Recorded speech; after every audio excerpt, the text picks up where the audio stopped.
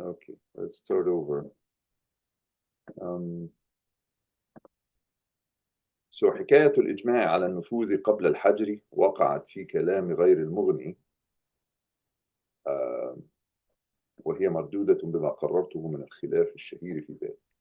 Sir, right, Mahdi is not here. Right, yeah, he dropped because it looks like he doesn't have a good connection. So you can stop recording if. Well, actually, we'll record just so that if he doesn't come back, we'll just send him that. But we'll see how long you want to stay. ومن الغريب قول ابن المنير المالكي في شرح البخاري: وأما قوله من تصدق وعليه دين فالدين أحق أن يقضى من الصدقة والعتق والهبة وهو رد عليه. Okay. So that is considered strange. Ibn al-Munayyir is writing a commentary on Bukhari.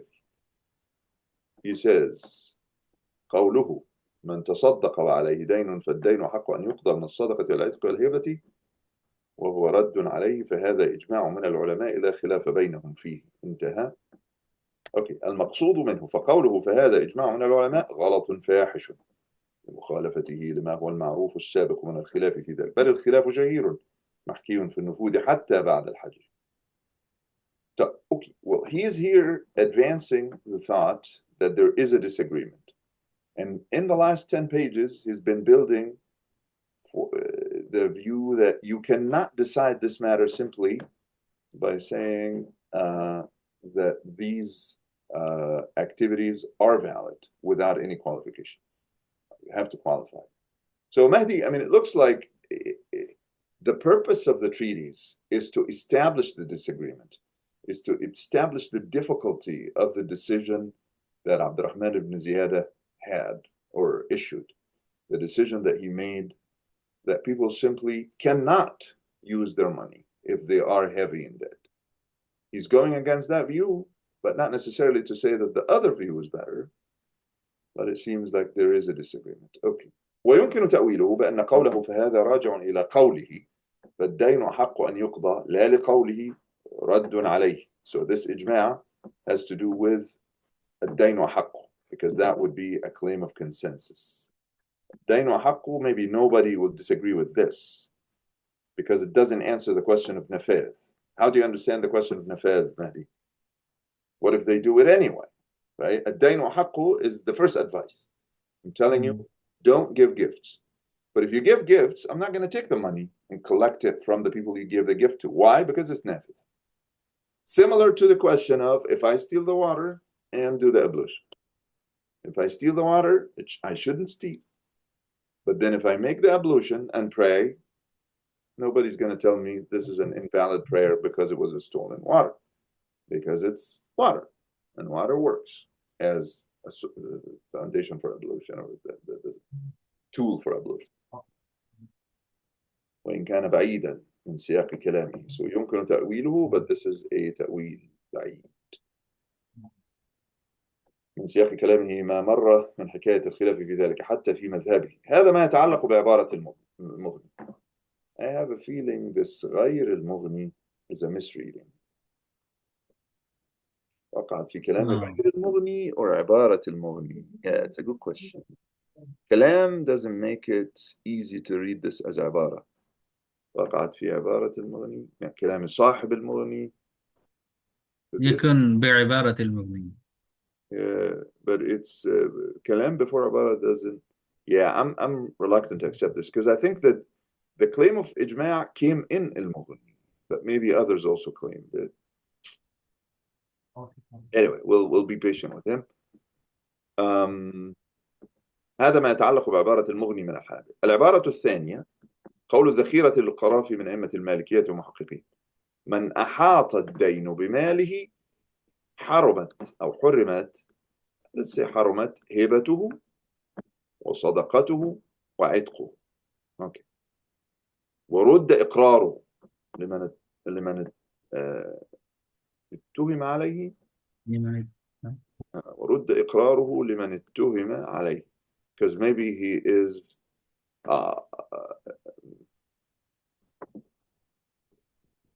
اتهم أو اتهم. Let's say اتهم. So لمن اتهم عليه. So الإقرار here, of course, will lead to payment. That's the fear. Okay. So his gift will be prohibited. His sadaqah charity will be prohibited. Freeing his slaves doesn't work. If he acknowledges that he owes money to anybody, also doesn't work. Why? Because of that condition. أحاط الدين بماله. That is, now his debt is more than his assets. But يجوز بيعه وشراؤه حتى يحجر عليه. Oh, that's a clear distinction. So if it is not compensated, it's not valid. Or at least he says haramat. Let's be accurate. He didn't say not nafid, but haram. He shouldn't do any of that. But it's permitted for him to buy and sell. He's still going to eat, and maybe he will engage in business. But these are not gifts. بيع وشراء حتى يحجر عليه وكذا الإنفاق على امرأته. Remember the case came earlier. Does he keep his servant? Does the muflis keep his servant or not? He actually doesn't keep the servant if he's a muflis officially by a court, but المكفر, the one who has a kafara, he can keep the servant. Anyway, الإنفاق على امرأته ومن يلزمه الإنفاق عليه وينزوج من ماله ما لم يحجر عليه. يتزوج. This is probably يتزوج. So if he is not married and needs to get married, he still can spend his own money. Very interesting. Okay, so you owe a business debt, but you aren't married yet. You can use the money for these things. So this is essential. Zawaj is just as essential as eating and drinking. Right? تزوج, بيع and shira are. But he can't go around giving gifts. ما لم يحجر عليه again. وقال الشافعي التبرعات نافذة حتى يحجر عليه. This is the opposite of it. Okay. If I put this against this. So if you are a Maliki, you are following Qarafi, you would not allow the hiba, the tabarru'at. But if you're a Shafi'i, it's nafid. Well, or you could reconcile the two because this is haramat and this is nafadat. فقد يكون حراما ونافذا حتى يحجر عليه. انتهى. فتأمل نقله عن الشافعي رضي الله عنه النفوذ لجميع تبرعاته قبل الحجر مع إحاطة الدين بماله يزداد عجبك من إفتاء المفتي. So again, see, the mistake of Abdurrahman ibn Ziyada is that he hesitated, and he didn't hesitate and was very forceful. He's making it sound like Shafi'is don't have any disagreement about it. And maybe he clung to that surah, that specific case where someone is trying to get out of the debts, is trying to hurt his creditors. Because it says, يَتَبَرَّعُونَ حَتَّى لَا يَدْفَعُونَ or something, as a حيلة. Anyway, so, okay, وَمَنْ تَبِعَهُ, so Mufti وَمَنْ تَبِعَهُ, they all are wrong, because if anything, the language in Shafi'i is closer to accepting the validity, at least, of the action. We could say it's prohibited, but valid. ومن تبعه بعدم نفوذها أخذا من تخريج بأن فيما مضى ضعفه من تخريج بان فيما مضى ضعفه وانحلاله. So it's all based on the Ibn Rifa takhrij, which we have established is weak. بان فيما مضى ضعفه وانحلاله. العبارة الثالثة. Okay, read a little bit so then I can think. العبارة الثالثة. Me? Okay. Yeah. وهي العمدة في الحقيقة عبارة الإمام الشافعي رضي الله تعالى عنه، وهي قال الشافعي شراء الرجل وبيعه وعتقه وإقراره وقضاؤه بعد الغرماء دون بعد جائز كله عليه مفلسا كان أو غير مفلس وذا دين كان أو غير ذي دين في إجازة عتقه وبيعه لا يرد من ذلك شيئا ولا مما فضل منه ولا إذا قام الغرماء عليه حتى يصيروه إلى القاضي وينبغي إذا صيروه إلى القاضي أن يشهدوا على أنه أوقف ماله عنه أي حجر عليه فإذا فعل لم يجوز له حينئذ أن يبيع ماله ولا يهب. So as far as validating all these activities, the key word is لا يرد من ذلك شيء. Because we could say جائز, but yet if he does it, he can do it, but we can't change it. No, we can't. لا يرد من ذلك شيء ولا مما فضل منه. Let's say he gives these gifts, $1 million, for example, and only half of them are left. Still, these are protected. ولا إذا قام الغرماء عليه حتى يصيروه إلى القاضي وينبغي إذا صيروه إلى القاضي أن يشهدوا على أنه أوقف ماله عنه أي حجر عليه فإذا فعل لم يجوز له حينئذ أن يبيع ماله ولا يهب. So if they really want to win the case, Shafi'i is almost teaching them the strategy. If they really want the case and want his money back, they have to show that he himself, and find evidence, witnesses, that he أوقف ماله عنه, that he limited his money only to himself. أي حجر عليه. Okay, أو أوقف ماله عنه أي حجر عليه. Then he doesn't have that freedom. If you want to show that either the guy voluntarily or by the act of judge limited himself, then you can invalidate all these things. But if there is no order, there's no court order, and there's no admission or limitation, self-limitation, then of course everything else is valid. Are you sympathetic with this notion now, Mahdi? Because it's also good if you develop a bias yourself. Did I ask you early on in the beginning, a month ago, and you had a certain view? What did you think then? Yeah, you did ask. Yeah. What do you remember what you said? I don't remember what you said. Oh, neither me.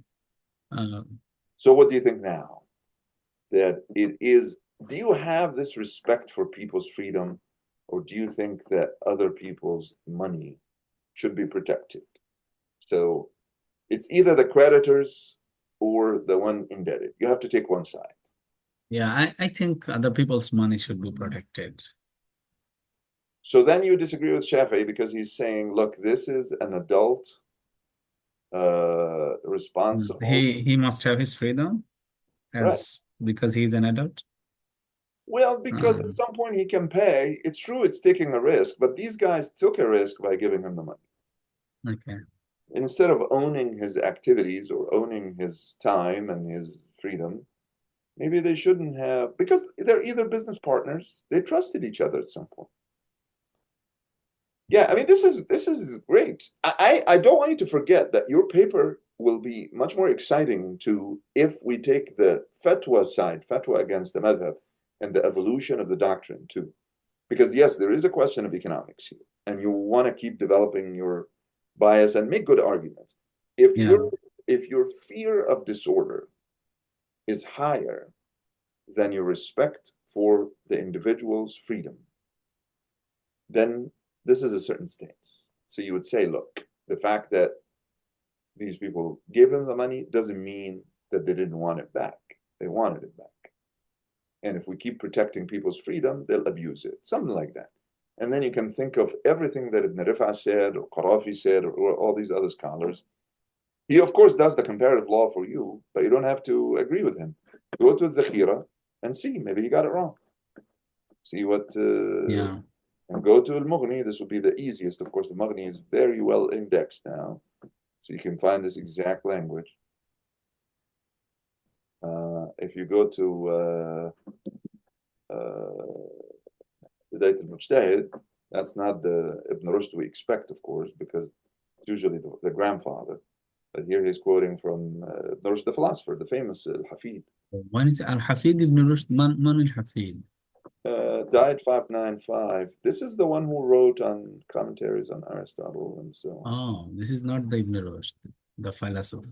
No, this is the philosopher. This is the philosopher.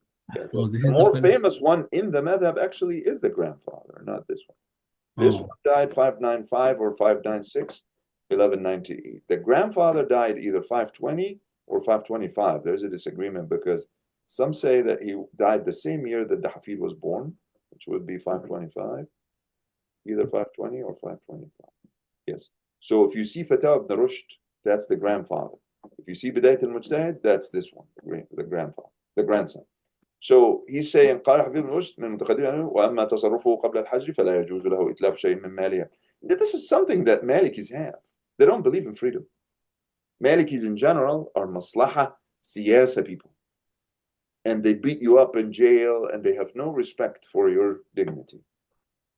Malikis actually even allow solitary confinement. I found it in commentaries by Qarafi. He said, يا ويجوز ألا يكلم أن يوضع في الحبس ولا يكلم. So solitary. Because they know also that people have it. So I guess you will be with the Malikis, Mahdi. If you have that, what's the word? Like a collective tendency that you care for the society. You want to defend the society from abusers. But Shafi'i seems to, and the one who is closest to being an individualist is actually Abu Hanifa. Abu Hanifa is the one who, he says things in ijara that are very strange. That, for example, if I make noise and you're my neighbor, yeah, go kill yourself. I don't care. This is my property. I am inside my home and I'm making noise or I'm putting something in the wall that's shared. I have that freedom. That freedom is 100%. And when, of course, people live together, yes, but you just suffer a little because tomorrow your kid might be making noise and I will be annoyed by that. So if you restrict me, I restrict you. If neither of us restricts the other person. So Hanafis are in that direction. But this is a very basic sensitivity that you find in their fatwa. Yeah. Okay. وقوله جائز نافذ. جائز here, نافذ, meaning you cannot invalidate the action. نافذ كله عليه بدليل قوله لا يرد من ذلك شيء. That's why I thought لا يرد من ذلك شيء is the most important word here. So we don't get into splitting the hair and saying haram is different from nafid because they are different. But if you say لا يرد من ذلك شيء, that means it's valid and you cannot undo it in any way. Okay, keep reading and I'll follow you. كله عليه معناه نافذ كله عليه بدليل قوله لا يرد من ذلك شيئا فلا ينافي ما علم مما مر أنه يحرم عليه التبرع وإن نفذ وعبارتها بعد ذلك بأستر. قال الشافعي ويجوز له ما صنع في ماله بعد رفعه إلى القاضي حتى يقف القاضي ما له انتهت بحروفها. Right. So, again, يجوز حتى يقف القاضي ماله. حتى يعني basically it has to be a seizure. If you seize the property, then yes, we're dealing with something else. So in your view, if you really stick to your view and say that there is no reason we protect the individual freedom against the interests of the market or the society or the creditors, you will not make that distinction. But anybody who wants to protect the freedom of the individual needs to still go the extra step. Would you distinguish between the religious, right, very good, and the validity of the action? If you don't, and he keeps repeating us, he really taught us now to know, to look at that distinction, because you could say it is, yahrum is true, it's the case, yes, but also nafid or not nafid. So you are not going to make that distinction. I guess you will interrupt the act from the beginning. Okay. وعبارتها بعد ذلك بورقة. So انتهت بحروفها وعبارتها, now he has the full quote. Okay, go ahead. وعبارتها is what?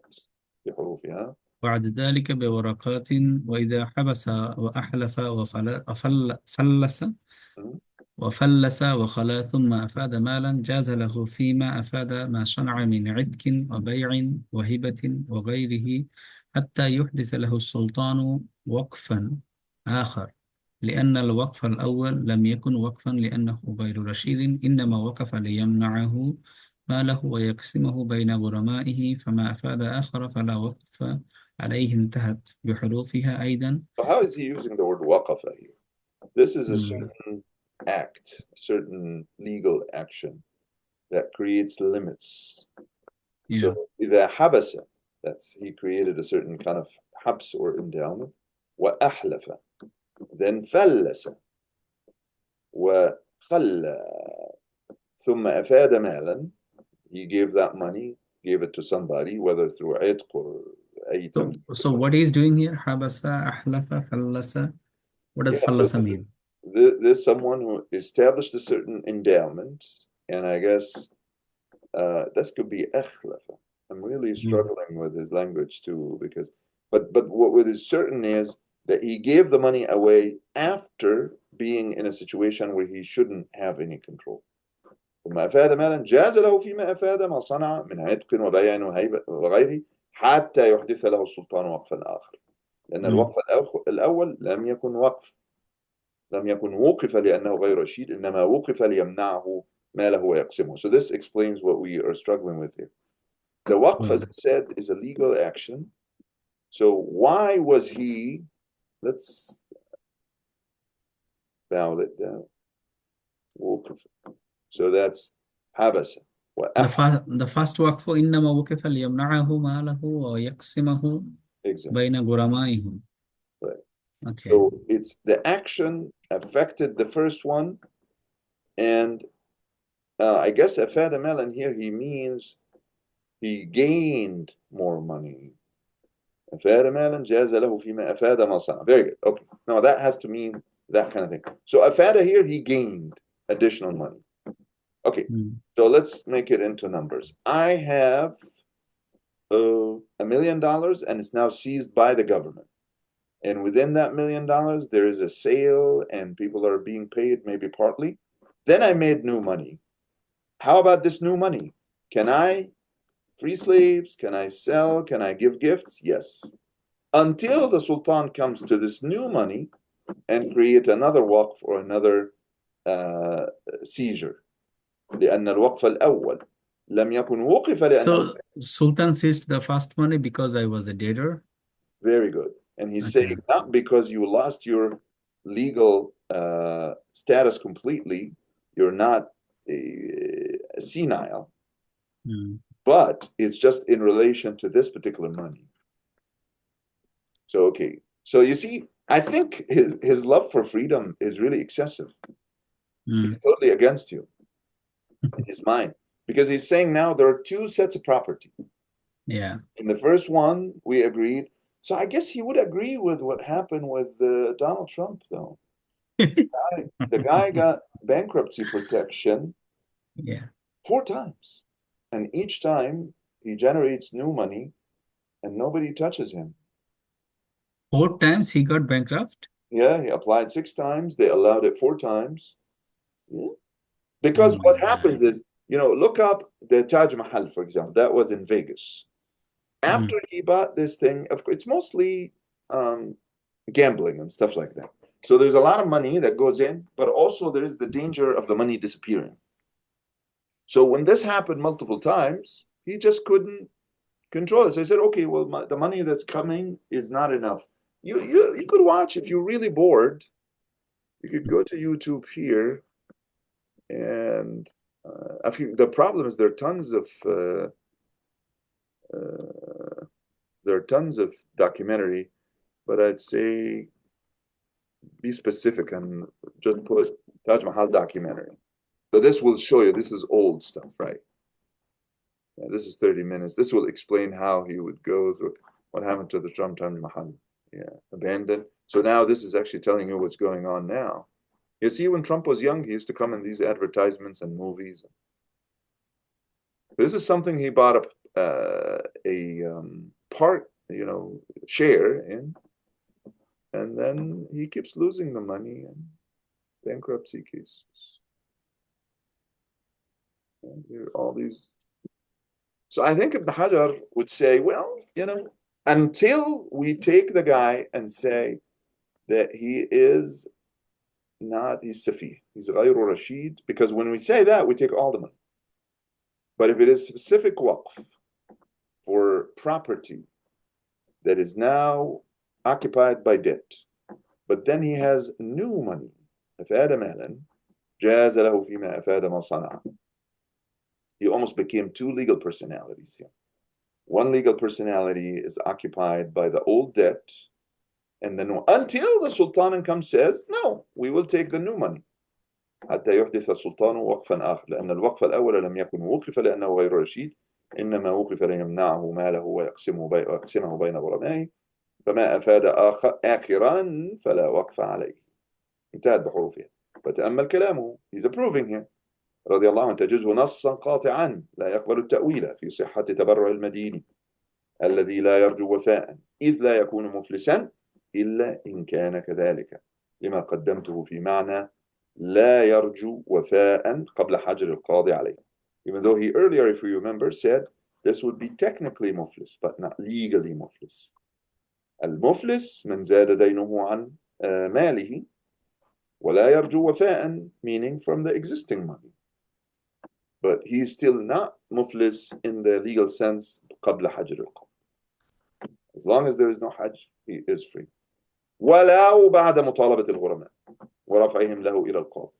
So even when the creditors say, we want our money today, before the action of the judge, he is still free to do what he wants. He might be taken responsible for what he does, but he is still acting within his power. Think about it from the other end, though, Mahdi. Even if you don't like this, try to defend your opponent a little bit, so then you can attack him. I'll be the opposite. When do we know that your money doesn't cover your debt? When do I know for sure, as a stranger to you? You could lie to me. You could tell me the story. You could say my credit card has $500 and my family has a land that is worth $2,000 in India. I wouldn't know. So when do we know? Only when the judge puts all this information out there. Yeah, exactly. So their best argument would be that you can take people's freedom very easily based on one, based on the doubt that once these people ask for the money, it doesn't seem to pay. And we live like that. Unfortunately, we live. I'm actually sympathetic to you in a way. I think he has a point that it's too dictatorial. It's too harsh to go to someone who's like you, like me, adults. We don't look stupid. We look like, yeah, maybe we're living beyond our means. You and I are living beyond our means. Because if they sell all our property and ask us to pay everything, we will be poor. There's no question. Yeah. This is a system that exceeds, people just live a weird life. And eventually, I think we'll have to pay because the country is in debt. But you want me not to go and buy a cup of coffee, essentially, or you want me to, what if I see Mubashir and say, okay, Mubashir, maybe you have your $50 in debt. $50 is not a thing. I'll give you the $50. He pays the debt. He goes to sleep happy. It's definitely not necessary. It's not something I had to do. And it's not food. I didn't buy food for myself or my family. And it is technically hiba. Yeah. Stop that just because I look irresponsible. Like most Americans. Most Americans are irresponsible. So I don't know. Maybe Hajar is right, but until we have a case, until the judge brings all the information, how do we restrict people? Anyway, let's keep going. Wahina idhin. Keep going. Yeah. I think he's now excited. It feels like he hit the Abdurrahman bin Ziyada he knocked him down. وحينئذ يزداد تعجبك مما وقع فيه المفتي ومن تبعه من إفتائهم بعدم صحة تبرعه وأي عذر لمقلد ضاقت عليه أغلال التقليد فأفحم حتى لم يجد حرا ليخرجه عن ذلك المضيق حراكا حتى لم يجد حراكا يخرجه عن ذلك المضيق إلى فضاء لوحة رأيه. هذا حراك. So it's very, very metaphorical here. He's saying, what is the excuse for a muqallid, someone who's following a certain method? ضاقت عليه أغلال التقليد, the chains of imitation and lack of originality restricted him so much. فأفحم. He became so unable to say anything, or because ifham, of course, is being stuck and not being. حتى لم يجد حراكا. He couldn't find any movement. Oh, harak means min haraka. Okay. Right. حتى يخرجه عن ذلك المضيق, to the فضاء, to the space, the open space of دوحة رأيه, the garden of his own opinion. You know, actually, if you see this, you know that famous essay by Emerson. It's called Self-Reliance. This is something that American kids read here in high school and junior high school. People appreciate this thing a lot. That's the text. And self-reliance, he's saying here, he's saying, but basically, you can't restrict me. At the end, my intuition is everything. It attacks a little bit of the church doctrine, and people keep telling you, you can't think independently, you can't think for yourself, you have to listen to authority. That was written in 1841, that text. A very famous treatise. And then it says, well, sometimes they tell you your views are from the devil. He says, well, I don't think so. I don't see myself as the devil. But if I'm the son of the devil, there's nothing I can do. And then he goes to, well, they say you might not be consistent. He says, fear of inconsistency is a problem. You might change your mind. And it's a good thing. He defends you changing your mind. And then he says, well, some people say you would be regretful. You might regret what you're saying. No, it shouldn't scare me. He's very consistently here, I guess. He actually quotes Imam Ali. He says, Caliph Ali says, don't seek your destiny because it's seeking you. So you see how he takes this as an example of like authenticity. Yeah. Thy lot or portion of life, said the Caliph Ali, is seeking after thee. Therefore, be at rest from seeking after it. Almost like some of the stuff that Ibn Ata'illah says, like, you can't really, you will be yourself. He's saying here, ultimately, you will be yourself.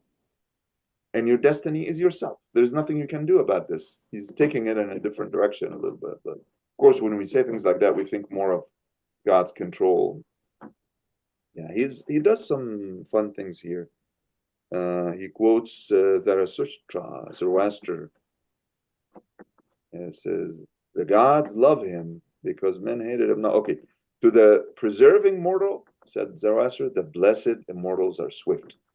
Meaning the gods, the immortals go quickly to the one who perseveres. Oh, persevering, sorry, to the persevering mortal. So the persevering, the one who insists on being himself. And so anyway, so this is similar here. He's saying دوحة الرأي, فضاء دوحة الرأي. There is a certain breadth and space in being free, in being yourself, in understanding what you're saying. He has that sense that Abdurrahman ibn Ziyada is not only stubborn, but also afraid to think. Right? أي عذر مقلد ضاقت عليه أغلال التقليد. اوكي لم يجد حراكا يخرجه عن ذلك المضيق الى فضاء دوحة رأيه او رأي غير مقلده في ان يخالف مقلده في ان يخالف مقلده مثل هذه المخالفة الصريحة اعتمادا على ما قام عنده وجمد عليه رأيه مما لا يصلح متمسكا كما بسطته فيما مر ويأتي. وربما يخشى على من علم بهذه النصوص ولم يرجع إليها أن يكون قد هوى إلى هوية اللجاج والعناد وأعيذ بالله منهما كل من له في الخير مزيد وتقدم وازدياد. Okay, let's get another text. Now this is Rafi'i. Back to Rafi'i.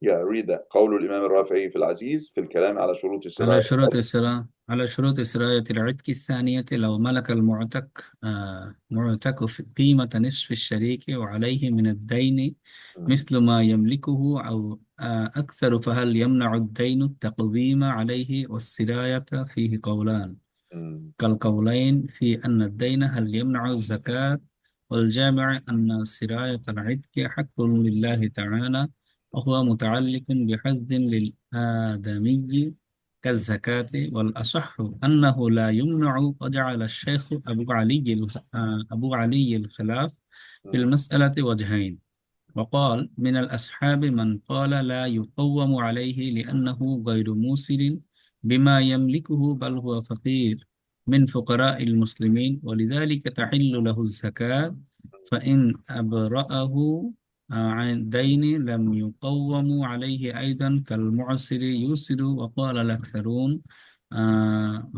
ومنهم ابن الحداد أو ابن الحداد يقوم عليه لأنه مالك لما في يده نافذ التصرف فيه ولو اشترى عبدا وأعتقه نفذ فكذلك يجوز أن يقوم عليه.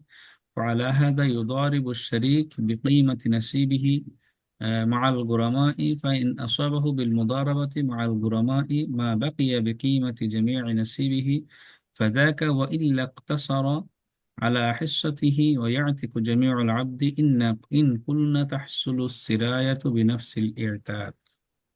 Very good. So the question here is this taqweem, which is a decision by a judge. That means our friend is not going to be free. What is the situation? What is the analogy here between having, okay, I have a slave and I owe half of it, you owe the other half. So now I have only half of it and I owe, my dain is similar in amount to what I owe. So for us to be sure, we need taqweem. Let's make it into numbers. I owe $1 million for sure. And let's say the slave is worth 2 million. But who knows that? Only after the taqweem we know. Then, because if I have $1 million, I owe $1 million, it's not really a problem. But that taqweem is already taking away the freedom because now almost the slave becomes money. In fact, even my sharik also is restricted by the taqweem because later on he says, يضارب الشريك بقيمة نصيبه مع الغرماء فإن أصابه بالمضاربة مع الغرماء ما في بقيمة جميع نصيبه فذاك وإلا اقتصر على حصته ويعتق جميع العبد. Because we reach a point where the slave is not a real investment, it's just money. We're going to lose money here because one of us doesn't really own enough to own the slave or half of it. Now, the technical thing that's in Shafi'i law is whether this disagreement is something that Ashab al-Wujuh made up or is something that could be attributed to Shafi'i. Remember before? And I want you again to keep going back to Ali Gum'ah to see the difference between wajh and qawl. Wajhan qawlan and sahih sah. Yeah. That's right. Yeah. Either. And what are the two cases again? My owning half the slave and my owing zakah with the debt. What is similar? What is the jama'? Is that both al-'itq, haqq lillah subhanahu wa ta'ala, and zakah is haqq lillah subhanahu wa ta'ala. Now, what is strange here is the issue gets really complicated. لا يقوم عليه لأنه غير موسر. Okay, the musir only is the one who we will say, how much do you really have? بل هو فقير, which means he gets the zakah. So that means we pay him, we give him the zakah, which might allow us to free the slave. What are the masarif? إنما الصدقات للفقراء والمساكين والمؤلفة وفي الرقاب. So by having a slave where God has the haqq, the kind of interest in freeing that slave, our friend might benefit because he gets zakah money. Okay. What if the zakah money covers the freeing? Then he gets his money. Yeah, he can do the itq without losing money because the zakah paid for him. Now, let's read it in a more close way. Al-'ibaratul rabi'ah. So this is a sentence or statement by Rafi, which again, Ibn Hajar will find support in it. And what is the question? First, it was كلام على شروط سراية العتق. So al-'itq, of course, is a desirable thing. And occasionally, when there is a tadbir, for example, that you free the slave after your death, that's called tadbir. Or kitaba. What's kitaba? You give the slave free time, then he works, and then he can pay for himself. There is an excitement or تطلع or تشوف من الشارع للحرية. We try to find excuses to free the slaves. So one of the ways to free the slave is if one of the owners one who owns half now, can lose control of the slave and will have to sell. Will have to sell at least half his half, which might lead to the itq. So this is haqq Allah that's embedded here. Haqq Allah is God wants this slave ultimately freed, just like He wants the zakah to go to the poor and also to free slaves. That's one of the 8. Okay. So he is saying here shurut al-siraya. So that's how Rafi's discussion could come in shurut sirayat al-itq. So what's So sirayat? he's selling only his share Very good. in the But I just slave. want you to be aware here why this discussion came in Laziz under a chapter where we're talking about, Siratul I think the freedom is like cancer. Okay. The cancer goes through the slave and it can spread. It's good cancer. We want that cancer to work because at the end, whether it's kitaba, mukataba, meaning the slave is paying for himself, or there's debt, it's good if the owners are not rich because then they might have to sell even at a loss. That's why it's haqqillah. Haqqillah here is the itq. Rafi says, الثانية, which is the second of whatever many classes he was talking about. لو ملك المعتق قيمة نصف الشريك وعليه من الدين مثل ما يملكه. So again, I am the owner of the half and I have debt that is exactly the same amount as my share. But again, that will happen only if we do تقويم. فهل يمنع الدين التقويم عليه والسراية فيه السراية فيه قولين كالقولين في أن الدين أن يمنع الزكاة. Because there are 2 views actually that if I am indebted completely, but I'm still able, this dain might be a dain al-da'if or a dain that's not really payable immediately. Like business people, they're always in debt, but we pay zakah. I mean, we are in debt, but we pay zakah. So there are 2 views. Some say once you are in debt, then you don't pay zakah. But no, you are in debt that you hope to pay. So that means you keep paying zakah. But there's a disagreement. Anyway, So, for example, you are in debt, but and you got some money, which is kind of like comes and goes, not like it doesn't fulfill the 1 year nisab. So it comes and goes. Just the money is imperative. So I'll give you an example. I could get $15,000 every month from the University of California, but my home is indebted by $1 million. I still more even. I owe maybe $3 million on this home. And I might never pay them, I might at the end fail to pay the price on the house. I own only 30% of it. So when I leave the university or when I decide to sell, I will get that money. So my debt will disappear because I don't want that home anymore. How could we delay the fuqara here in Santa Barbara and other places? Why would they wait for me to pay my debt? They're not going to. Because they take from the small money that comes every month. I mean, it has to, of course, there has to be a howl. I have to be a threshold. I have to have a threshold. So it's not the month. It's what comes every year. And if at the end I have enough money to pay the stupid government their taxes and all that, then I have money. So there must be some money. And that money goes to them, even though I have debt. So if I go with the qawl that says that I don't owe zakah, I'll never pay zakah. Yeah. Because I'm always in debt.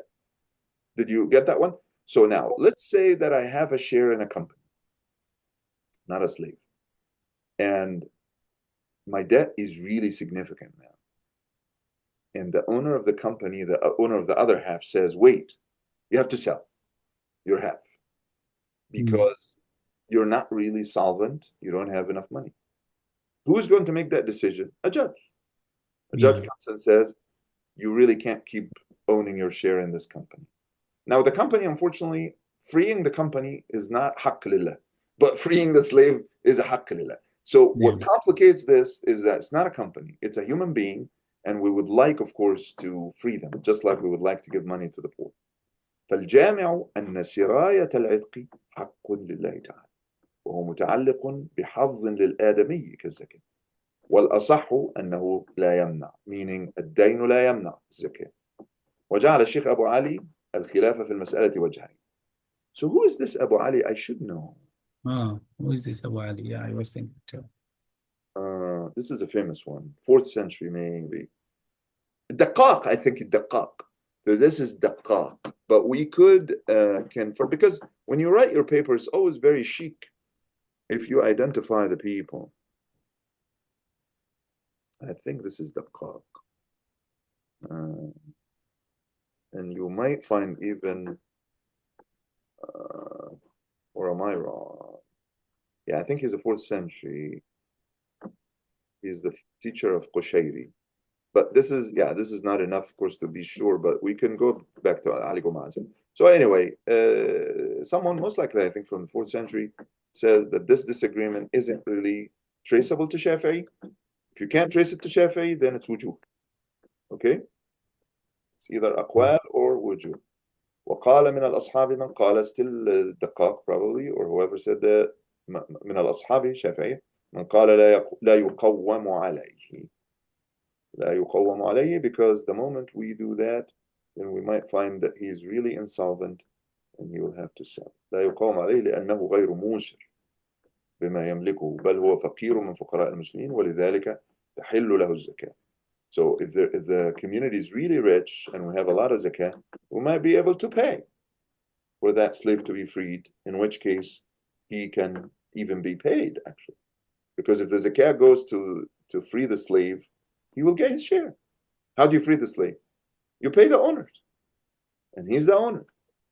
So he can take that money and he can pay his debt. And he doesn't owe anything. Because if you do the taqweem, then he will be forced. He loses everything. But that way he can keep the money and pay his debt instead of, because the taqweem really is a disaster for everyone. The taqweem is a disaster for the creditors and a disaster for the one in debt. Everybody loses money. But if he gets zakah, the taqweem comes from the court? Right. Yeah, it's a market thing. Like Mahr al-Mith. Mahr al-Mith, I marry my daughter out, and her Mahr al-Mith, let's say, is $20,000.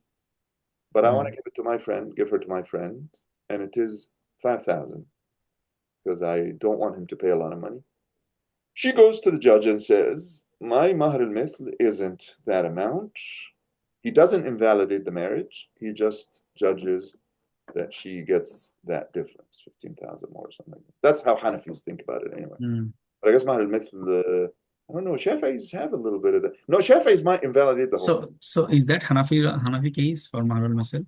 Oh, Mahr al-Mith is a standard doctrine, yeah. Every fiqh book in Hanafi law, they would say this is the difference between fasid and batil.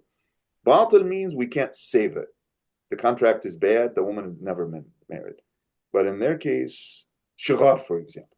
Shighar is when I say, my sister, I marry your sister, you marry my sister, and neither of us pay anything. I think Malikis say that's invalid. That's not a marriage at all. Hanafis say it can be fixed. We each pay Mahr al-Mith because the Mahr is a gift to these kids, to these girls. Okay, it's not for anything else.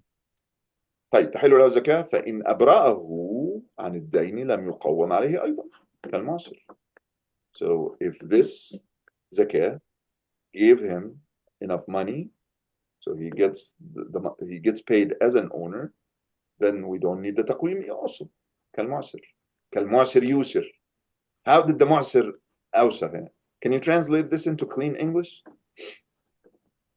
I love these sentences because in English they look so chic. They look so nice in English if you just write it down clearly. Yeah, just translate from وقال من الأصحاب until here.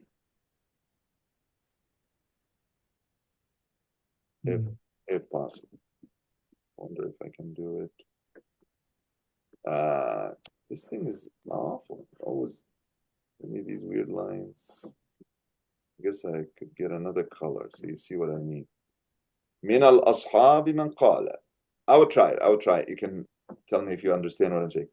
Some Shafi'i jurists, our fellow Shafi'i jurists, said, we do not issue an assessment of the value of his portion of ownership in the slave because, in fact, this owner is not, in fact, in a comfortable situation. He is not a normal market agent. He is not musir. by owning this part. It's a complicated situation. In fact, he is both poor and deserving of zakat, Zakah, yeah. which means he may be paid as an owner of the slave to free the slave. So if that payment got him to receive enough money and pay his own debt, then we don't need that assessment of the value of the slave because he received his money from zakat money. He is exactly the same as someone who used to be poor and struck a deal and became, or a transaction and became rich. For example, you have a house that's $1 million and your debt is $2 million, but a disaster strikes in the town next to you, and your home that's worth $1 million now is worth $4 million, and you can pay for $4 million and pay your debt for $2 million, and you became a musir. Al-mu'asiru yusir. That is someone who is insolvent who became solvent. Still, zakah is not, Yeah, so the zakat saved him from the taqweem because it paid his share. Okay, now try to translate this, maybe 4 lines here. I guess it's too much, but try. قال الأكثرون منهم. قال الأكثرون إلى النهاية إلى بنفس العتاق. Yeah.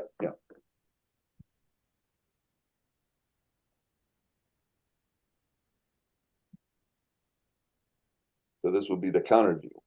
The previous view said, let him just. Yeah, here it says, no, he has his money. يقوم.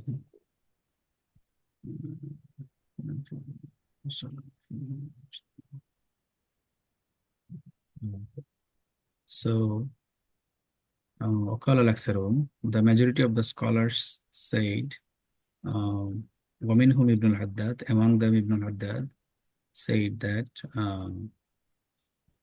يقوم عليه لأنه مالك لما في يده نافذ التصرف فيه.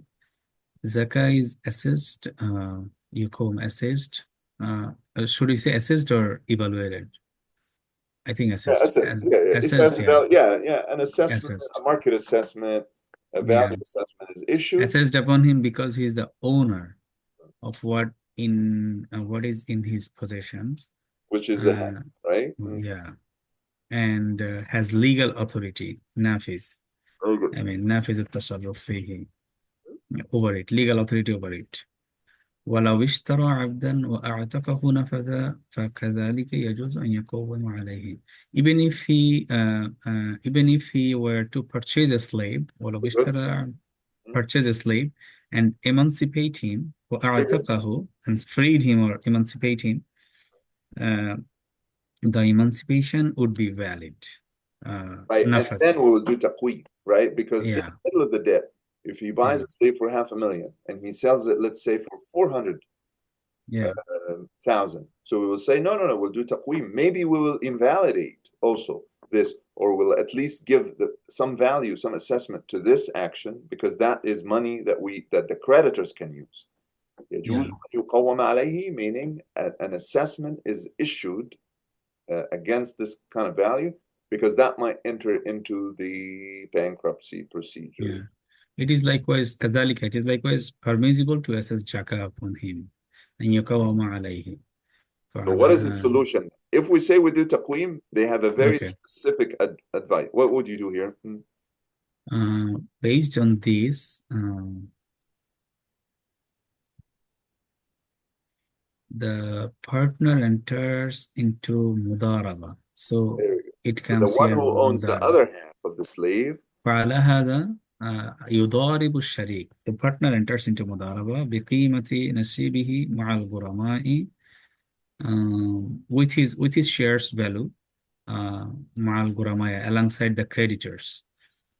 Then فإن أصابه بالمضاربة, if the owner of the other half wants to save the slave, wants to own it, if through that mudaraba he recovers an amount equal to the full value of his share, then he has to sell. Because half of the slave is free.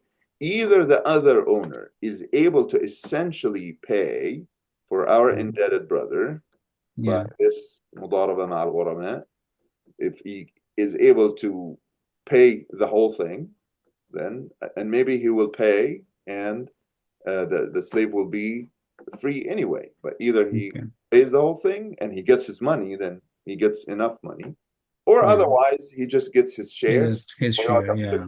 Otherwise, he's just limited. اقتصر يعني بماله, I mean, to whatever portion he receives. In such a case, the entire slave becomes free. ويعتق جميع العبد إن كنا تحصل السراية بنفس الاعتاق. If we, I mean, slave becomes free if we hold that siraya. That the half siraya is a partial manumission. Very good, yeah. So let's come up with a word for siraya. If we say that the freedom of the half penetrates into the other half, that's siraya. Yeah. So siraya is the freedom acts almost like a cancer, but it is a good cancer. It penetrates or exceeds its space into the other space. Yeah. Yeah, so if you and I are owners of the same slave and I free my half, the same thing happens. You will be stuck. Either you benefit from, you can pay me that half and maybe sell it or free it. But we were hoping, of course, to free as many slaves as possible. Sometimes with compensation, sometimes without. Sometimes it could be paid by the zakah money. People are stingy, of course. So we're not expecting all owners to free their slaves free, to free their slaves uncompensated. But they could take zakah money, and it's not bad, because the government collects all this, or at least we rich people do that. But he might want to make money. Okay. The point here is that we own half the slave. I am indebted, therefore I lost my half. But you don't want to sell your half and not make a lot of money. Maybe you can enter into some transaction and you own the whole slave and you make more money. And you can get that money from zakah money. And we get the conclusion anyway, which is freeing the slave. Now, let's go back. How does this affect our question? This is one analogous case where haqqillah is prominent. Haqqillah is not common in our analogous cases. We have the water for the wudu, yes, but we don't really have a lot of cases. Here we have this case where the fact that we're hoping to get to the freedom of the slave governed the case, but there was still a disagreement. Those who say that we have to treat the indebted person as a free agent and give him a chance, and you might get from zakah money directly, and we will still get the same conclusion of freeing the slave, but our friend doesn't have to be in there. And another view said, no, he, لابد من التقويم, so that he doesn't have that freedom, he doesn't get to benefit both ways, he will have to lose something. And then the other sharik might still be our tool to get to that freedom. فتأمل قوله وعليه من الدين مثل ما يملكه أو أكثر وتعليله الضعيف أو تعليله الضعيف بأنه غير موسر والصحيح بأنه مالك لما في يده نافذ التصرف فيه. He's still attacking Ibn Rifa. So he still doesn't, actually Rafa. So he doesn't like Rafi's language when he says لأنه غير موسر. He said that's not really the way to say it. You should say مالك لما في يده نافذ التصرف فيه. He says غير موسر بما يملكه بل هو فقير. Well, anyway. واستدلاله لذلك بنفوذ تبرعه بالعتق تجد ذلك نصا قاطعا للنزاع. So تأمل قوله عليه, that's one piece of evidence for him, and the fact that he used the استدلال واستدلاله بنفوذ تبرعه بالعتق. He just asked for a correction in the language, but he still agreed. So Rafi still gives him support, because Rafi is acting again with some respect for the ownership of the person who is indebted. There is nothing in the madhab so far that says that once you're in debt, we take your money away and you can't give any gifts. This is just an understanding in Abdurrahman ibn Zabid that is unique to him. All the language means that at least there is hesitation to seize the property of a free individual. Okay, so his istidlal بنفوذ تبرعه بالعتق. Okay, I mean, if you say that this عتق would be a legal action, well, that means he owns it. So all this goes against the idea of controlling the indebted person. تجد ذلك نصا قاطعا للنزاع عند من له أدنى مسكة من ذوق وإنما المخالف لذلك بعد الاطلاع عليه معاند ينقطع الكلام معه. Let's take another one, the fifth one. العبارة الخامسة. This is all again evidence that supports his conclusion. Okay, now Nawawi, right? We have روضة. قول الروضة. Go ahead. Oh, this is Nawawi, yeah. Hmm.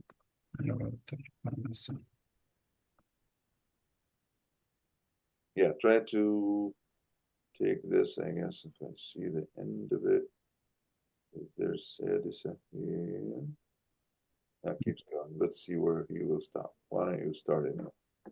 أحدها كون العبارة الخامسة قول الروضة في ذلك أحدها كون المعتق موسرا وليس معناه أن يعد غنيا بل إذا كان له من المال ما يفئ بقيمة نصيب شريكه قوم عليه وإن لم يملك غيره ويصرف إلى هذه الجهة كل ما يباع في الدين ثم قال ولا ملك قيمة الباقي لكن عليه دين بقدره قوم عليه على الأظهر واختاره الأكثرون لأنه مالك لما في يده نافذ تصرفه فيه ولهذا لو اشترى به عبدا وأعتقه نفذ انتهت Very good. نفذ. So I Okay. guess this is, yeah, just as much support.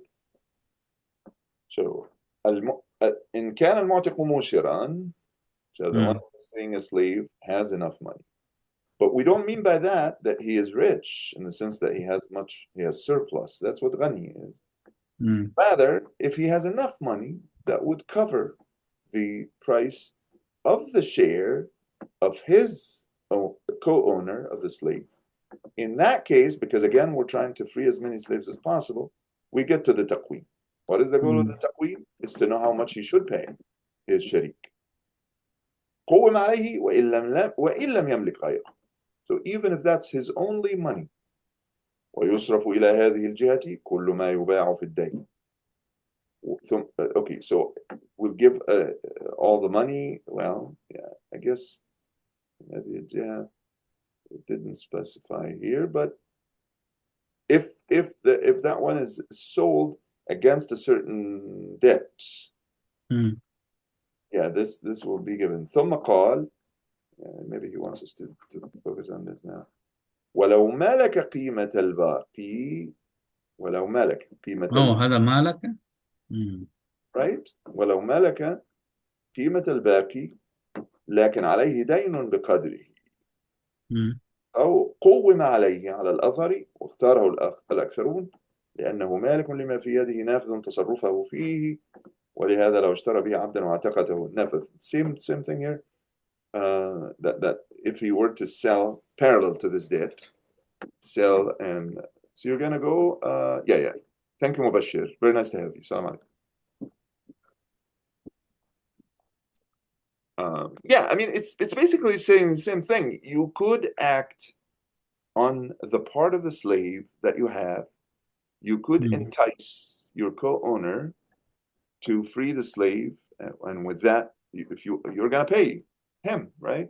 Yeah. So if I want to free my half, but I know that you won't free your half, I'll say, well, how much do you want? Let's free that slave. Even if I'm not that rich, okay? I'm not really as rich to give you a lot of money and stay, but my activities, because I have debt too, and maybe you have debt, but in all these, we are still in the market or free agents. So in all these activities, so I think what's great about Ibn Hajar is he could think of all these cases. All these situations show that we're taking the risk with people all the time. They own and they owe. They own money and they owe. And in principle, their activities are valid. We have to get to a point where the person is really unable to keep going in the market for us to seize their property. So it is true. So it's a question of quantity of knowledge too. The one thing I would say in my paper, if I were writing, I would say at the end of the day, we could question Ibn Hajar in many of these things, but we cannot question the erudition, the quantity of the cases that he has, where the impression is consistent. Shafi'i law does not simply want to seize people's property the moment the money that's going in and out might look the same. This is also, if you want to infer anything about the society, Yeah. yeah, the Okay. society is not a static society. The society has a lot of money going in and out, and we don't keep telling people how much do you owe. You shouldn't be in the market, because people are in the market all the time, even though they owe a lot of money. Go ahead. You wanted to say something? No, I mean, for my paper, I mean, I'm going to start writing the paper, so maybe this week. So I was thinking about the two central thesis or central argument that will be the base and foundation of my paper, how to start or which one should I make the Yeah, central. let's try something, and we can always fix it. Okay. I would say, okay, this essay looks at two levels of analysis of legal Yeah. reasoning in Islam's 10th century. Yeah. On the first level, we look at the economy and the market, and the doctrine propagated here by Ibn Hajar al-Haytami, that the freedom of merchants and business individuals is a factual, rebuttable presumption. That is, the assumption is that people are free until we get to a point where we know that people cannot cover their debts. So this factual, rebuttable presumption, which is that people are free, shows how in Shafi'i law, at least the knowledgeable scholars like Ibn Hajar, they learned to wait. They learned to be patient. They learned to see transactions as having a long duration. And that debt is a normal thing, even though there is a fear in that society, and we're still with the economic doctrine, there's a fear that sometimes creditors might be treated badly. Okay, so that's on the economic level. On the other level of analysis, I'm looking at the legal doctrine. Shafi'i law in this moment is already 800 years old. Yeah. And masters like Ibn Hajar Haytami have a unique quality. Number one, they know that this system, while it originated in the 2nd century, Islam's 2nd century, or Christianity's 8th century, it took about 500 years until it was fully systematized by two scholars from Islam's 7th century, which is the 13th century, and these are Rafi' and Nawawi.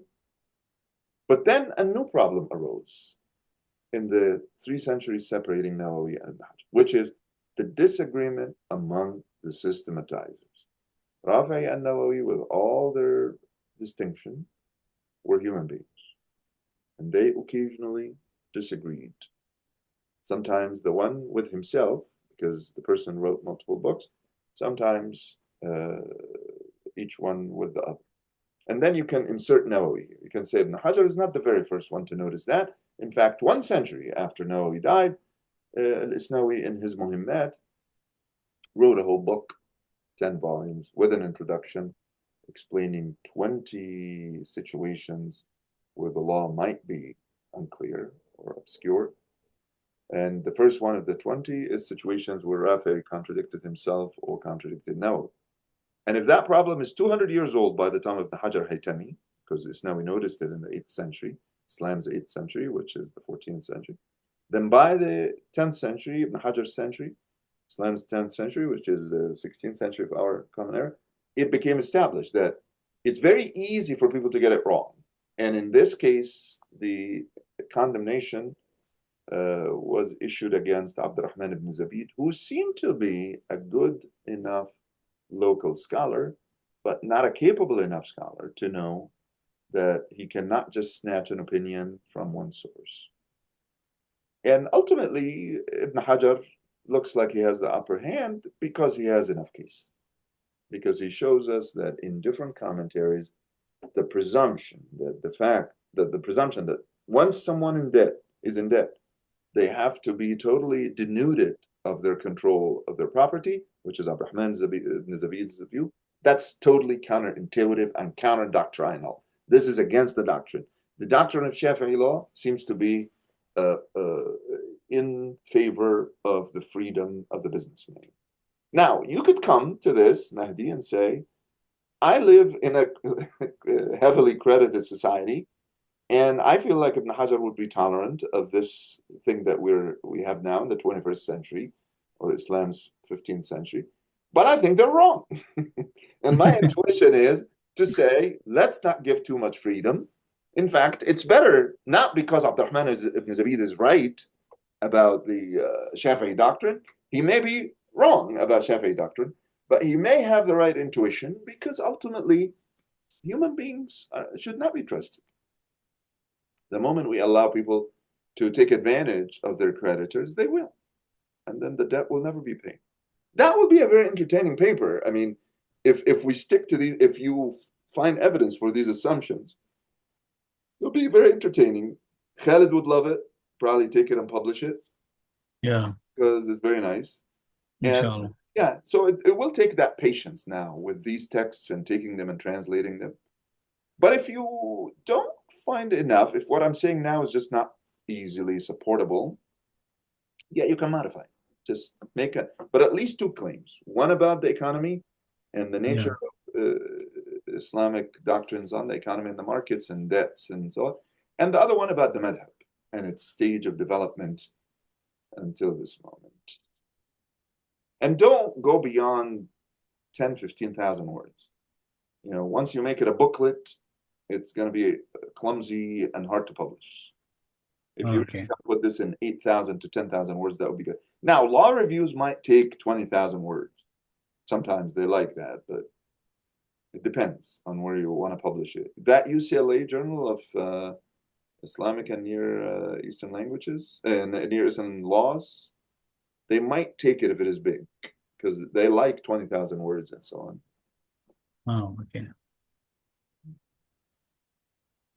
Yeah, look at law reviews before you submit to see also, because this is definitely an exciting thing and a high-level discussion.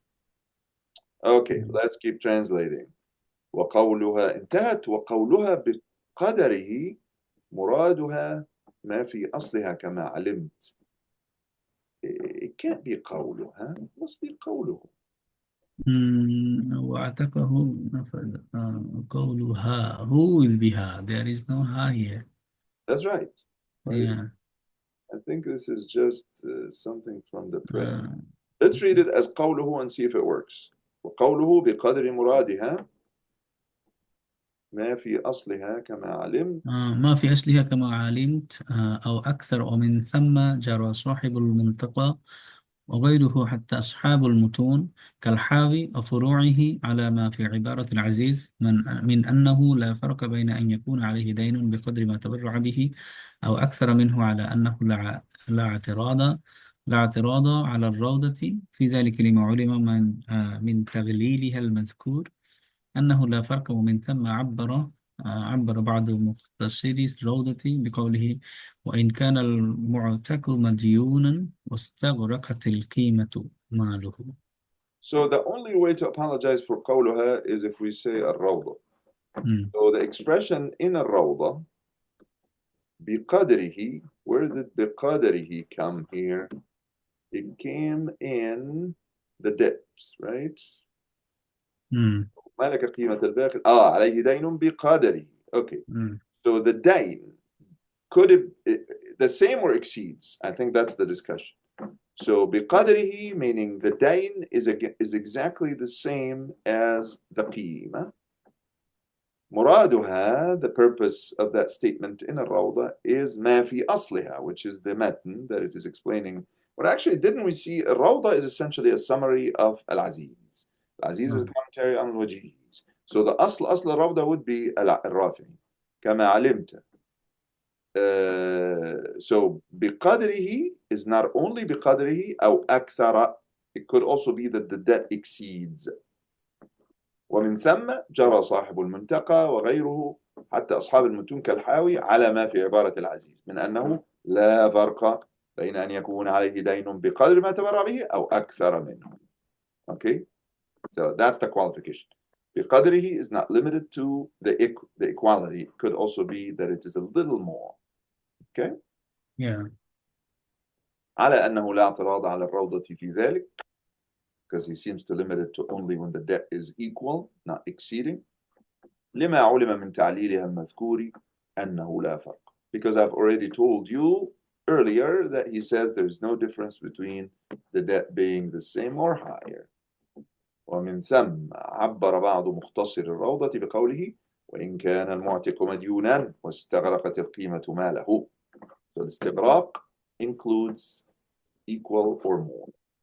وهذا يشمل ما إذا ساوت القيمة ماله وما إذا زادت عليه. Okay. فإن قلت نعم فإن قلت من أين أن المراد بالتصرف في عبارتها ما يشمل التبرع قلت أو قلت which one is قلت Now, of course, right. قلت. So قلت if you were to object, yeah, very good. So Mm. this will also strengthen your translation. قلت هذا جلي لا يحتاج للسؤال. Because in this text he never mentions تبرع. He's just saying ولو ملك قيمة الباقي لكن عليه دين بقدره قوم عليه على الأظهر. So this he never mentions تبرع. He said, well, it's clear. It doesn't need to be mentioned. لا يحتاج للسؤال عليه لأنه سبق تعليلا لنفوذ تبرعه بالعتق مع استغراق دينه. فلولا أن مرادهم بالتصرف ما يشمل التبرع لم تتطابق العلة والمعلل على أن قوله ولهذا لو اشترى به إلى آخر صريح في المبتاع لا يقبل التأويل. So, okay, so before said, let me also see how you translate though. Why don't you give me now the publishable translation of فإن قلت until تأويل. Let's see, will you enjoy it or will you suffer when you translate? Sometimes you enjoy the translation because you find that the American equivalent that you're looking for, that you're trying to use to get the Anglophone reader to understand, gives you even more opportunities than the Islamic law. So, okay, let me hear now فإن قلت. I'll give you. فإن قلت is if I think like if you say or if you ask. If you object by saying, if you make an argument against, if you counter, let's make it. If you counter by saying. من أين أن المراد بالتصرف في عبارتها how do we know من أين أن المراد بالتصرف في عبارتها ما يشمل how do we know that what is meant by تصرف or should be disposal is تصرف should be translated as disposal or right, his action. Okay, how do we know that what is meant by disposal or تصرف في عبارتها in this wording or in this expression ما يشتمل التبرع in this wording that includes voluntary acts. Very good. Yeah, okay. Uncompensated gifts or uncompensated gifts. Yeah. So that's the counter. قلت I reply هذا جلي لا يحتاج للسؤال عنه لأن okay this is obvious and needs no inquiry لا يحتاج للسؤال عنه لأنه سبق تعليلا لنفوذ تبرعه بالعتق مع استغراق دينه because a justification سبق تعليلا لنفوذ تبرعه has already been presented for the validity. No, this came before, so it's in the context. This came in the context of explaining the validity and the legal consequentiality of his uncompensated gift with regard to freeing a slave, even though his فلولا أن مرادهم بالتصرف ما يشتمل التبرع. I mean لم تتطابق العلة والمعلل. So فلولا his state encompassing all his wealth. Very good. Yeah, so in the context, this is a cause for this. This is a rationale for this. So if that was not intended, if the fact that this includes tabarra, which is your question about me, you're saying it didn't include tabarra. If it weren't for the fact that that would include tabarra, then the rationale and the law wouldn't be the same. لم تتطابق العلة والمعلل. So I'm talking to you about, can you give gifts, to the University of California? And then we keep going, and you say, oh, you can gift as long as your investment doesn't include arms dealing and so on. And then someone forgets the discussion and says, why didn't he say explicitly now that you can give a gift? Well, because that's the discussion. The cause of the law, or the rationale of the law, and the law are connected only if we're still talking about the same subject. فلولا أن مرادهم بالتصرف ما يشمل التبرع. If it weren't for that presumption which we carry in our head, that their tasarruf, their sense about action, includes also uncompensated activities, which is tabarra, not just sales and not just investments, then the rationale in the law wouldn't be matching. That means it wouldn't be the same subject. Would not be consistent, yeah. It's just someone who's impatient and looks at the word tasarruf. I'm trying to find the word tasarruf. نافذ تصرفه فيه. That person say, well, tasarruf. Why doesn't he say tasarruf is specifically inclusive of tabarra? No, it's ولهذا لو اشترى عبدا. So of course in this case it's sale. It seems to be investment. اشترى عتقه. But of course includes tabarra, because that's the discussion. Very good. So you don't struggle with translation. You can always edit. You can always write something, 3 or 4 lines, and you go back and read it and realize that your reader doesn't know the Arabic. He doesn't have the benefit of imagining the Arabic text. So if your English is awkward, he's going to say, I don't understand. It has to be standing on its own. The English translation has to be as if you are writing legal reasoning for England. Right. Okay, 6th one, al-ibaratu sadisa, which is also to support his view. Al-ibaratu sadisa, this is also for Nawawi's one, okay. Al-ibaratu sadisa, ibaratul jawahir. This is from Jawahir. Yeah, gosh, we forgot the, because we're not really Jawahir. Who is the author of Jawahir?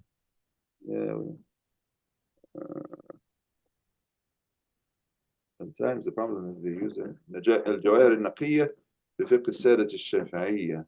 You should write these notes, because of course if you're going to write in the paper, it would be impressive if you show that you know all these books. No, that might not be it, actually, because that's a later. Who's this been having?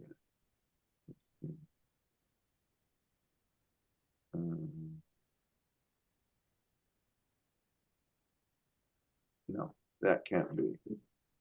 Should I engage any secondary source in my paper, or just primary sources? Say that again? Should I engage with any other secondary sources in my paper? Or... It's enough. Okay, yeah. This I am. Al-Jawahir al-Naqiyya. I feel like this is a later text, because realize Hajar died 400 years ago. So I think if you read something that was done last century, that would be so strange. I think it is this جواهر الاطلاع ودرر الانتفاع على متن الأصفهاني أبي شجاع. That is like أبو شجاع. المؤلف مصطفى الشافعي. ابن سلامة. That's true. So المزيدي, who is that person? Ibn Salama. Yeah, it has to be someone. Yeah, now we have. So there's also Jawahir al-Uqud. That one died right before Ibn Hajar, 880. Yeah, that kind of is a fun work too. Yeah, this one is possible, but let's see if we have better hints. وهي فيعتق عليه جميعه سواء كان عليه دين يستغرق قيمته أم لا. ثم قال لو كان معتق الحصة يملك حصة شريكه لكن عليه دين يستغرقها، فالأصح أنه لا يمنع السراية فيضارب الشريك بقيمة حصته مع الغرماء. So this is the same text that we got here.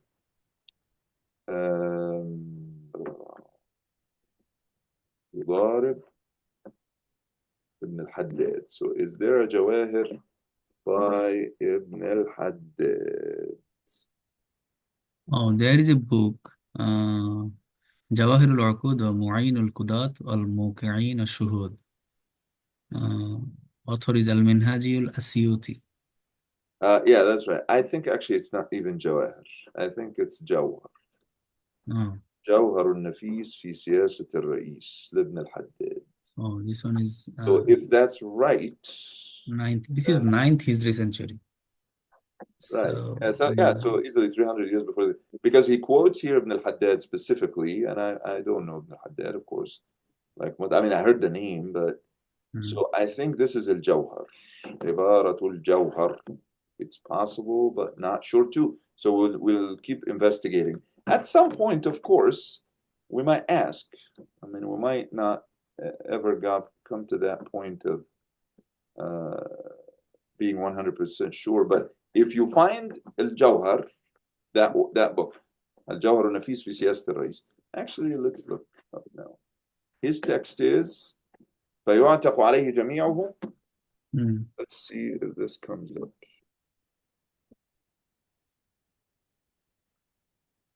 it could be Jawhar of Ibn Haddad. Yeah. Yeah, especially if he gets to this يضارب, this would be explicit.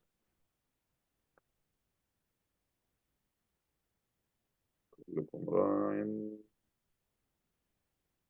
It doesn't seem to come right away. Yeah, I mean, maybe the book سياسة الرئيسية might not be even really a fiqh book. No. So it might not be al-Jawhar. I guess we have to be patient to just deal with our ignorance. But the text is this: فيعتق عليه جميعه سواء أكان عليه دين يستغرق قيمته أم لا. ثم قال. I'm just looking for a little bit of this book. ولو كان معتق الحصة يملكه هو الأصح انتهى here. فتأمل ما جرى عليه الشيخان ومن بعدهما ومن قبلهما هنا، لا سيما قولهما لأنه مالك لما في يده نافذ تصرفه فيه. This is what he quoted earlier. لأنه مالك ما في يده ما في يده here it is. لأنه مالك في ما في يده نافذ التصرف فيه. Same language here or something similar to it. ولهذا لو اشترى إلى آخره تعلم ما وقع فيه أولئك المخالفون من خروجهم عن صحيح المذهب إلى قول أو وجه ضعيف جدا، ومثل ذلك لا يجوز لمقلد سلوكه. لا يجوز لمقلد سلوكه. لا يجوز سلوكه لمقلد. لكن لعل عذر أولئك أن نسخ الأم قليلة في بلادهم، وأن المسألة وإن كانت في الروضة وأصلها وغيرهما، مع أن هذه الكتب نصب أعينهم، لكنها في غير مظنتها فغفلوا عنها. فإذا بانت كذلك فعليهم الرجوع للحق لأنه لائق بهم دون التمادي بعد الاطلاع على ذلك في هذه الورطة الفظيعة. أعاذنا الله وإياهم من تصميم على ما لا يرضى، ويسر لنا سلوك سبيل الحق أينما كان بمنه وكرمه. آمين. Okay, so that sixth one again is a quote from this Jawahir. Yeah, نفس the same text really. الأصح أنه لا يمنع السراية فيضارب الشريك بقيمته قصته. So this is exactly what we quoted earlier, but he just separated it. But he attributed it here to Ibn al-Haddad. So what is the Jawahir? Let's try again one last time. Is it a missing text?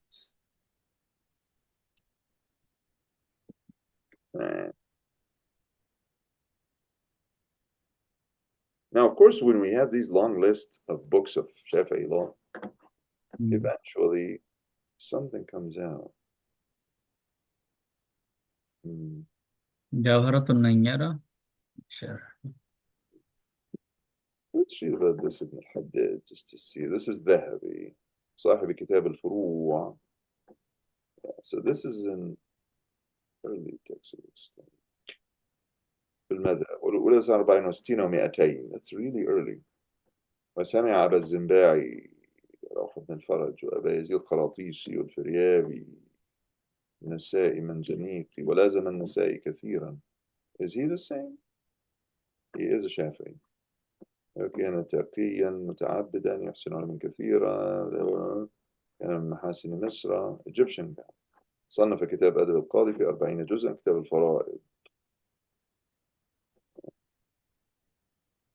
الحداد يوم موت مزني، وأنه جالس المروزي إسحاق المروزي، وكتابه في الفروع ومختصر سعيد. قال سمعت القرآن. كان محدد كثير الحديث، لم يحدث عن غير النسائي. يحسن النحو والفرائض، حافظا فقه المنشأ، وكان الشافعي، وكان متعبدا، كان عالما. متى وصلنا، وكان عالما أيضا بالحديث والأسماء. قال ابن زولاك سنة قضاء مصر إلى ابن الحداد، وكان ينظر في المظالم ويوقع فيه، فنظر في الحكم. But I doubt that he is the same one. I mean, this language is really the language of a later text, and this one is more of a hadith guy who was considered a Shafi'i. في الخصائص. وبعدين النسائي, you know, he was a Shi'i guy. I know Yeah. Shafi'i had some kind of Shi'i leanings. Shafi had? Oh, Shafi'i had the Shi'i leanings, of course, yeah. I mean, you know, Ahl No, al-Bayt. I mean, yeah, I Not a do love for remember. Ahl al-Bayt. I do remember. Like, yeah, this is how actually he was sent from Iraq to Egypt by showing his lineage to the Shi. Yeah. Yeah, Of course, it wasn't as strong to at the the opposite time, but colors. it's always feeling, you know. It was far also. It was the relation was a little bit far, kind of like, yeah.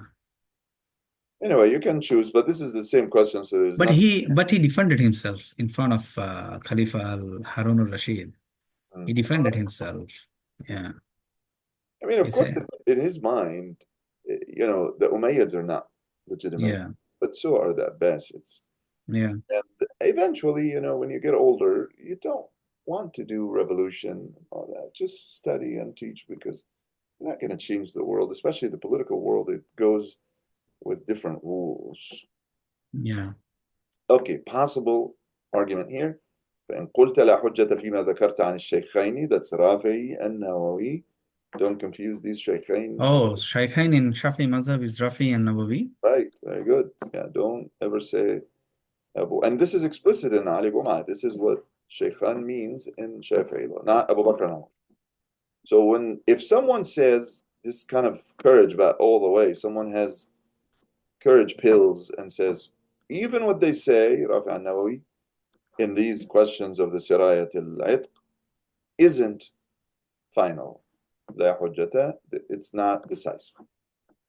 لأن السراية قهرية عليه من الشارع، وكلامنا ليس إلا فيما يفعل بالاختيار. Okay, explain this argument before he responds. Is this argument stupid? It looks strong to me, but let's know before he responds to it. Is there any way now, if someone comes and says, okay, keep telling me about freeing a slave and the Saraya, or the pervasiveness or the penetration of freedom, that freedom moves, what's a better English word? We say the coursing in the vein, you could say. You know that expression? Something courses, meaning it moves. Yeah. Yeah, the Siraya, let's translate Siraya. Siraya, Sirayat al-Itq. I would say something like coursing in the vein of the slave. There's a spelling mistake on the word coursing. Yeah. So One S is something missing. like Yeah. what the blood does. The blood courses in the vein. Yeah. Okay. So the itq moves about. Yeah, here's the expression. Yes.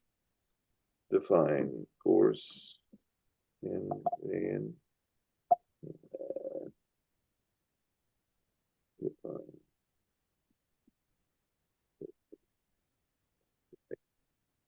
Meaning moving about. Strong emotions like fear or exhilaration and passion Coursing in the veins is a metaphorical expression that refers to strong emotions like fear, exhilaration. So that moves about in your blood. You have fear and it keeps moving and overwhelms your, literally, it refers to the flow of something in the veins, such as medicine or poison. So the siraya is something like that. Al-'itq is freedom. And the freedom is emancipation. And the emancipation that affects part of the slave is supposed to move about, to course or move about in the rest of the body. Now, why would someone say that this is irrelevant to our debate? Because the nature of emancipation is such that it's as if almost God comes up and he sits in the middle between us. And I have half the slave and you have half. And God is saying, work hard to make sure this kid goes free. So that's not really a question of choice. That's not a business. The religious duty ruined the question for us. So فَإِن قُلْتَ, if you argue, possibly reasonably, that there is no argument in any discussion you cited from Rafi or Nawawi in relation to the partial freeing of a slave and let's not use coursing, maybe something like the spreading of the freedom from the emancipation of a small piece within the slave, because this kind of spreading of freedom is compulsory, because our law, Sharia, our law of Islam is hopeful that freedom would affect the rest of the slave. But our discussion is specifically about the freedom of the substantially indebted to act as a market agent, as a free market agent, including giving gifts. That's your argument. In qultu. My rejoinder, my response would be, that might be imagined as far as the freeing or the emancipation of the share of the co-owner. But as far as emancipating the share that he owns, it is obvious, the argument is strong, because it applies while he is in substantial debt. It's also clear as far as the share of the other owner from another way, actually two ways. One, that this is something he does freely, أن هذا مما فعل بالاختيار ومن ثم عدوه إتلافا وتفويتا ومنعوا السراية فيما لو ملك بعض أصله أو فرعه بإرث أنه لم يكن منه حينئذ صنيع ولا تفويت، بخلاف ما إذا كان العتق اختياري، لا سيما إن علم بأن العتق ينفذ عليه وصرف عليه وإن استغرقه دينه ومن ثم جعلوه منزلة من اشترى. So there are two ways in which you could consider you're acting on the share of the co-owner, also something free. That you do it freely, and that's why they considered it a way to destroy the property of your owner. Okay, so this is another discussion here. I guess we have to look it up to see. What if I deliberately emancipate my half to make you lose money? Right? So يعد إتلافا وتفويتا, and then the Shafi'i jurists would come and be very stingy with this. يمنعون السراية, because it's clearly, well, let's look at the case exactly. لو ملك بعض أصله أو فرعه بإرث أنه لم يكن منه حينئذ صنيع ولا تفويت بخلاف ما إذا كان العتق باختياره. So that sometimes, though, I could own my half of the slave because my dad left it as inheritance. Now, of course, once I own my father, if my father is my slave, or a share of it, or my son, I can't really do that. They become free right away. Oh. You know that? So that rule, yeah, okay, well, let's say I'm getting a will, we'll see it, by a stranger, and that stranger is the owner of my father. And he gave me a share, and I end up owning a third of my father. I don't really own that third. That third becomes free right away. So this is not really a choice because it's the law. لو ملك بعض أصله أو فرعه بإرث لأنه لم يكن منه حينئذ صنيع ولا تفويت بخلاف ما إذا كان العتق باختياره. So the freeing of half of my father, that's not a choice, is different from my actually going and emancipating my half, my point. لا سيما إن علم بأن العتق ينفذ عليه ويصرف إليه ما في يده وإن استغرقه دينه. So this freedom, in the case of free, if I especially, I know that my action will lead to the freeing of the slave, even if my debt exhausts my ownership. ومن ثم جعلوه بمنزلة من اشترى. I guess my this thing hasn't been charged for a while. Sometimes it goes like that. It does. Is that? Is it frozen? My mouse isn't working.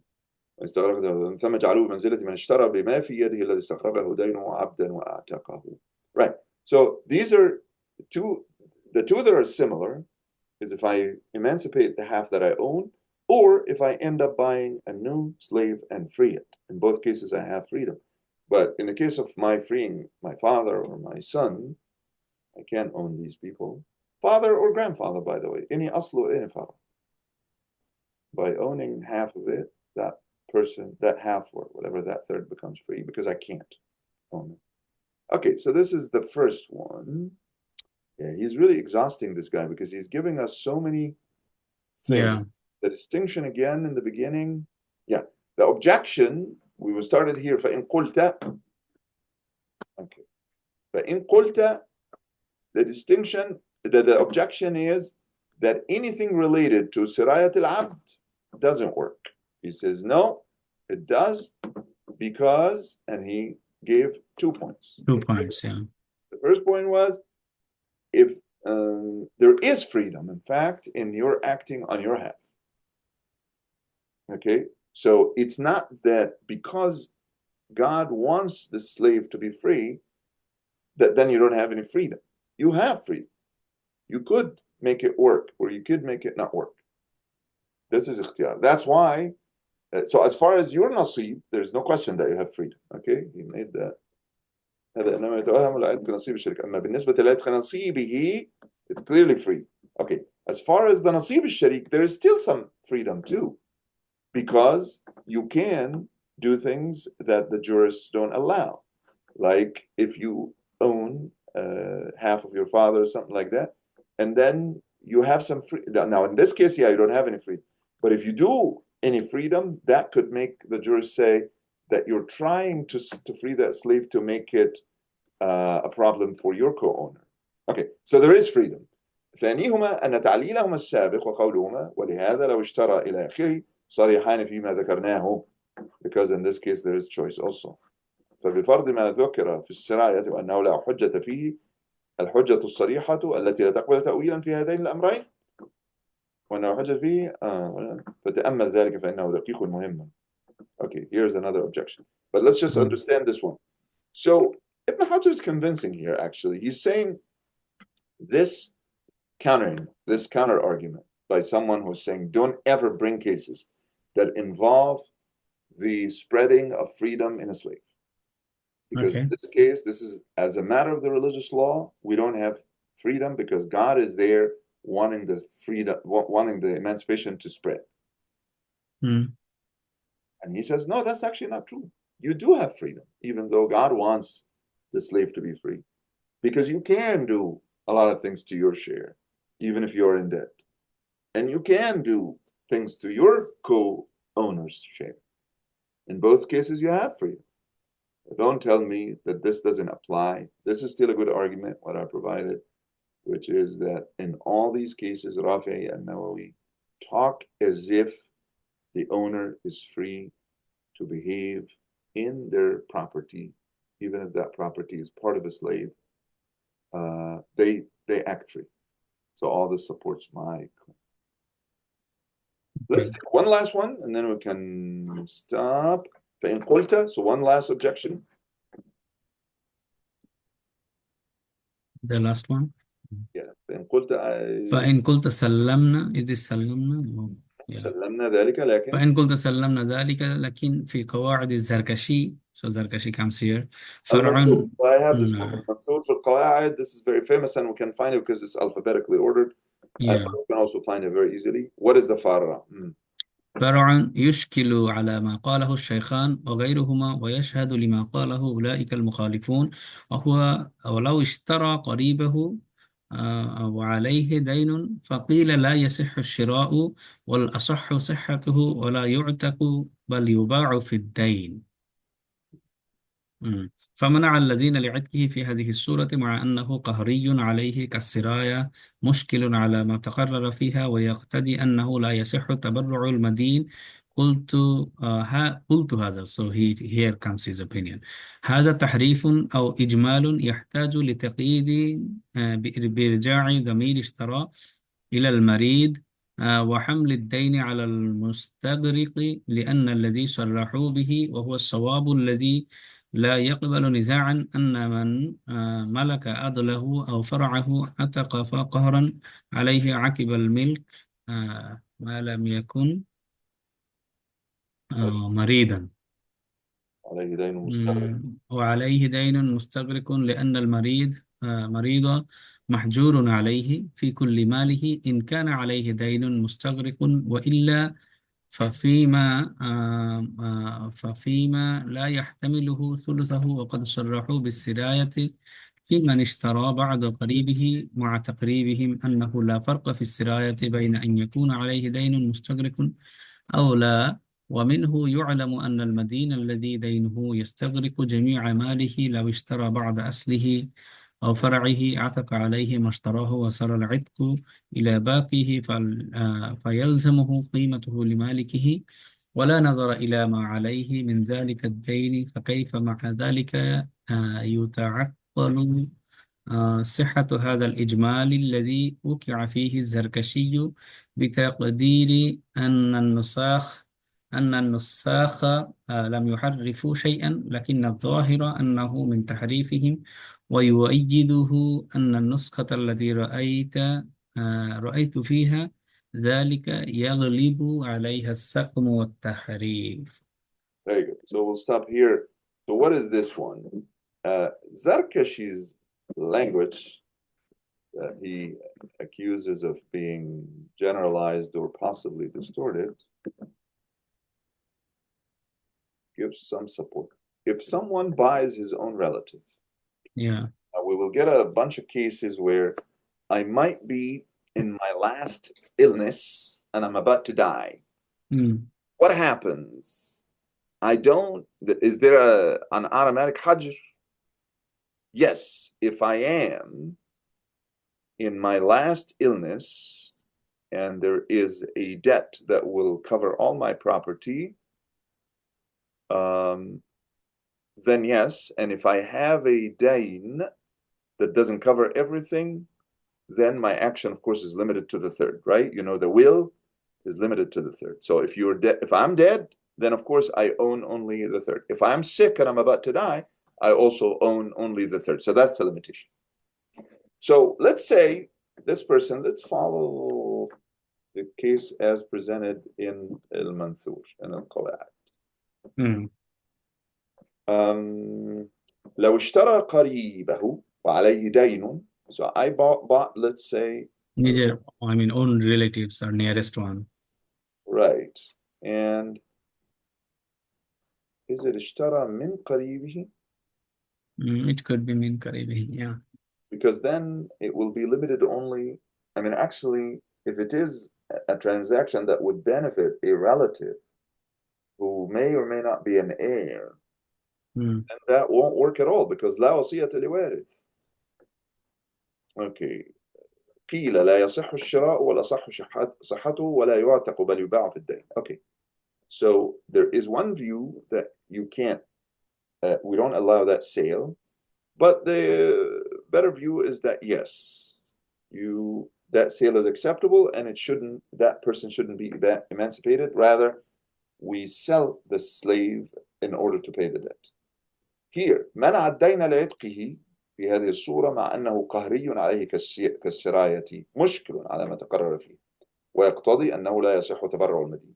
So for the interlocutor, he wants to still say that people don't have unfettered freedom in their money. And there are cases that show that. And this is one of these cases, because even there's no disagreement, or at least there's one view, that the fact that he has debt, منع الدين لعتقه في هذه الصورة, while the عتق itself is قهري كالسراية, مشكل, if you say that he's free, because he's not really free. We don't allow that عتق, and we still want to get the freedom.